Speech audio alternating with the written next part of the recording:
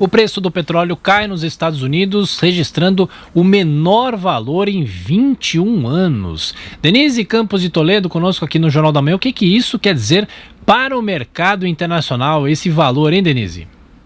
Olha, Thiago, isso é muito termômetro das previsões bem negativas que a gente tem quanto ao andamento da economia global, a demanda global por petróleo. Então, o petróleo testou a faixa dos $13 o barril, isso no longo prazo, o que acaba inviabilizando a produção de xisto, por exemplo, nos Estados Unidos, e até mesmo a produção do petróleo. Vale lembrar que o pré-sal também aqui no Brasil pode ficar comprometido se persistir essa projeção, essa sinalização de mercado futuro tão ruim.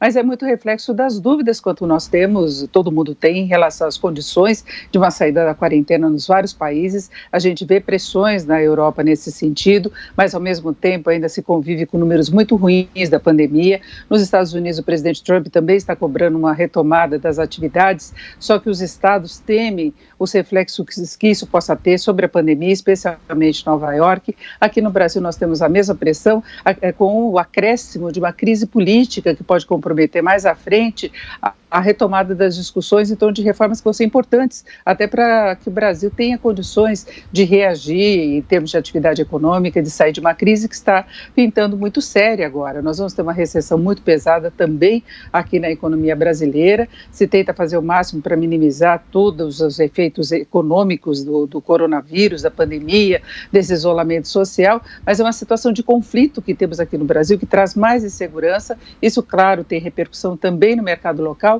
Então, é uma segunda-feira, uma semana que começa muito complicada. Aqui no Brasil a gente tem o feriado, que pode esvaziar um pouquinho os negócios, mas o dólar hoje, na abertura dos negócios, já encostou na faixa dos R$ 5,30. Tem uma certa resistência nessa faixa, aí ele acabou recuando um pouquinho, mas o mercado muito tenso também no exterior, as bolsas de valores da Europa com quedas acima de 1,5%. Na Ásia, nós tivemos na China as bolsas positivas, mas porque o governo lá reduziu de novo o custo de empréstimos para tentar alavancar um desempenho melhor da atividade econômica, mas é isso, é uma incerteza muito grande no ar, tanto em relação à evolução da pandemia, quanto às condições de uma retomada de atividade e quanto aos reflexos efetivos que tudo isso possa ter sobre os números, os indicadores econômicos. E agora chega aquela safra de balanços trimestrais na Europa, das grandes empresas e também nos Estados Unidos, e isso pode refletir toda essa preocupação no mercado, em termos concretos, com dados mais concretos quanto ao que está acontecendo de fato com a economia,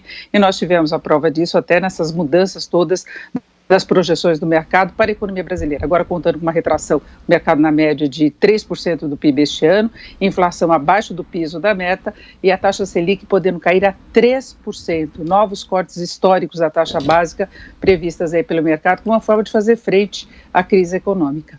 Ô Denise, rapidamente só para fechar, como é que o mercado está abrindo esta segunda-feira? Olha, o dólar já encostou no 5,30, ele reduziu um pouquinho a alta, agora ele sobe 1,18% e a cotação de venda do comercial está em R$ 5,29, agora sinalizando queda acentuada também de Bolsa de Valores, Thiago.